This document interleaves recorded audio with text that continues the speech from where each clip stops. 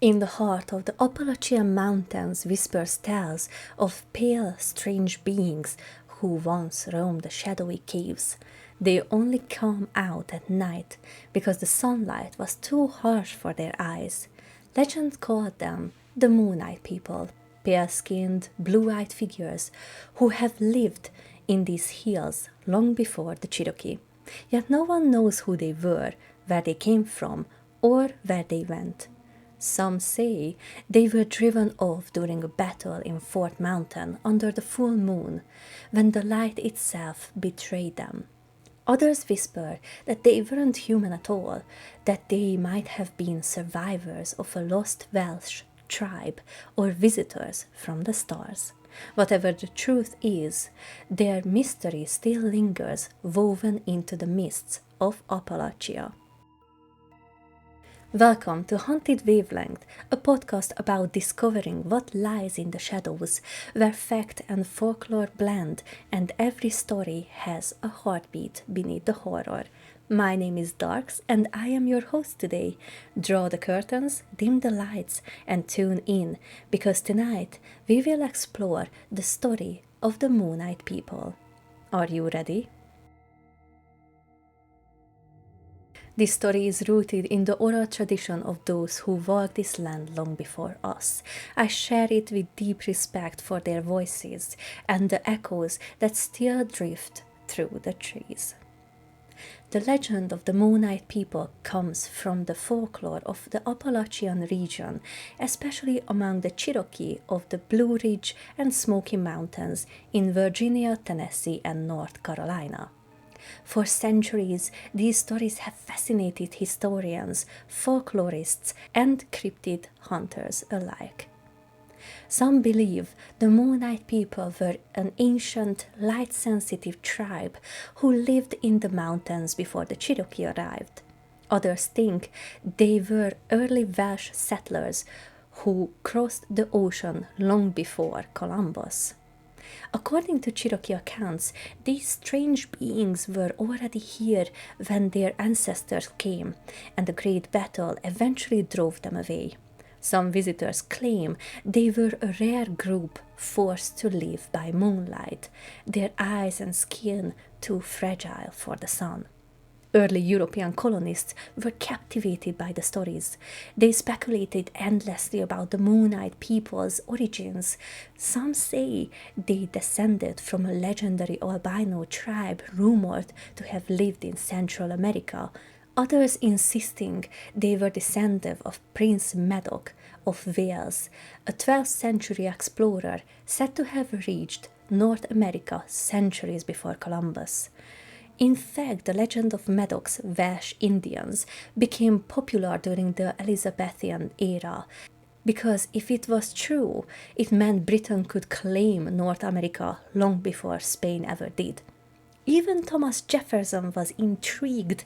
He encouraged Lewis and Clark to keep an eye out for these mysterious people on their expeditions west. Unsurprisingly, though, they found no trace of them. Interestingly, there were Welsh settlers in the Appalachian region during the 18th century, miners and traders who often clashed with the Cherokee over land. Some say their presence might explain the legend's Welsh twist. But other versions tell a different story, like the ones recorded by Cherokee author Lint Losia in Secrets and Mysteries of the Cherokee Little People. Losia described them not as pale outsiders, but as little people with the same complexion as the Cherokee, mischievous, clever, and sometimes vengeful. If disrespected, they sound less like lost Europeans and more like the trickster spirit found in many ancient tales, kin to elves, brownies, or gnomes. Still, the stories of the Moonlight People live on. At Fort Mountain, Georgia, a mysterious stone wall still snakes along the ridge, just a few feet high but stretching nearly 900 feet long and 12 feet wide.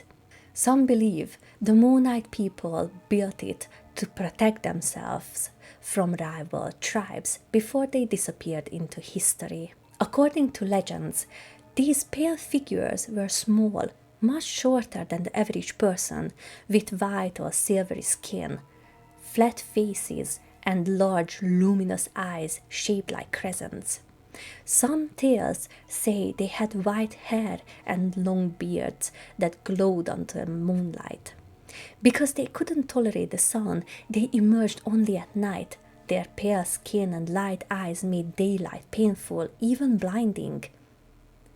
Others say they hid not because of the sun, but because they feared their greatest enemies, the Cherokee. And the Cherokee, meanwhile, found these nocturnal neighbors eerie and unsettling. Lynn Lacia wrote that the Moonite people would sometimes visit homes at night, speaking softly outside while families stayed inside, afraid to look. And by morning, strange things would appear, fields cleared, crop harvested, without a soul in sight. People warned one another, don't look at them. It's easy to see how fear took root. The Cherokee watched and learned, realizing that the Moonite people's vision failed completely in bright light. And what light other than the sun could have blinded them so perfectly? The moon. The Cherokee waited patiently, watching the sky until the right moment came. When the moon reached its brightest phase, they attacked. Caught off guard, the Moonite people were defeated in a single night. By dawn, they were gone, vanished into the caves, or perhaps beyond the mountains altogether, swept away by the same light they had lived by. Some say they fled west into Tennessee. Others believe they retreated underground, deeper into the caverns that had sheltered them for generations. But no trace of them had ever been found. Even so, evidence, or at least clues, still dot the Appalachian foothills. At Fort Mountain, archaeologists date the ancient stone wall between 500 and 1500 AD, but no one knows who built it. Believers say it's proof that the Moonite people were real. In Murphy, North Carolina, the Cherokee County Historical Museum displays a small talc statue about 3 feet tall, showing 2 intertwined figures with oval heads and wide crescent eyes. It was found in the 1840s by a farmer named Felix Ashley, and many think of its a likeness of the Moonite people themselves. An 1882 article in the Cherokee Phoenix described 3 burial grounds near Sparta, Tennessee, graves containing tiny skeletons, some barely 19 inches long. They weren't children, the report said, but small-bodied adults buried in stone coffins. No record remains of what happened to the human remains, but the legends only grew stronger. And then there's the Welsh connection once again. Some historians insist that the Moonite people were descendants of Prince Madoc's lost expedition, explorers who sailed west around 1170, settling in the Appalachians and mingling with the local tribes. Centuries later, settlers claimed to hear echoes of Welsh words in the languages of nearby people and began calling them Welsh Indians, however wrong it sounds. But like so much of this story, no solid evidence exists, just tales retold across generations. So who were they? A forgotten tribe? A lost colony? A warning told in the language of folklore? No one truly knows. Maybe the Moonite people were never meant to be found, only remembered. Their story, whether myth or memory, reminds us that folklore is how people make sense of the unknown. It warns us, teaches us, and keeps our imaginations alive. And perhaps that's what these tales were always meant to do. Reminds us to be careful when walking at night, to respect what we don't understand, and to remember that not every pair of eyes watching from the dark belongs to the living. Whether they existed or not, that's for you to decide. Just, if you ever feel something watching from the tree line, don't look too long, because sometimes the moon still shines for them. This has been Haunted Wavelength. Tonight's broadcast is over, but not the shadows that haunt the night. If you enjoyed tonight's story, don't forget to like, subscribe, or follow so you don't miss what waits in the dark. Until next time, take care and listen closely. You never know what you might hear next.